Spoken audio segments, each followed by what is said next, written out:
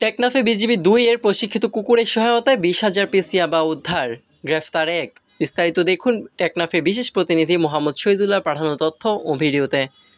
কক্সবাজার টেকনাফের খানকা ডেইল এলাকায় বর্ডার গার্ড বাংলাদেশ বিজিবি এর শ্বাসরুদ্ধকর অভিযানে বিপুল পরিমাণ ইয়াবা উদ্ধার হয়েছে। টেকনাফ ২ বিজিবির প্রশিক্ষিত কুকুরের সহায়তায় একটি বাড়ির গোপন কুঠুরি থেকে ২০,০০০ ইয়াবা ট্যাবলেট উদ্ধার করা হয়। এ সময় মাদক কারবারি নূর ফয়েজকে আটক করে বিজিবি। মঙ্গলবার ১৮ নভেম্বর সন্ধ্যায় বিষয়টি নিশ্চিত করেন টেকনাফ ২ বিজিবির অধিনায়ক লেফটেন্যান্ট কর্নেল আশিকুর রহমান। তিনি জানান, গোয়েন্দা তথ্যের ভিত্তিতে নিশ্চিত হওয়া যায় যে নূর ফয়েজের বাড়িটি মাদক মজুদের কেন্দ্র হিসেবে ব্যবহৃত হচ্ছিল। সোমবার গভীর রাতে পরিকল্পনা করে মঙ্গলবার ভোর ৪টায় ওই বাড়ি ঘিরে ফেলে বিজিবির বিশেষ টিম।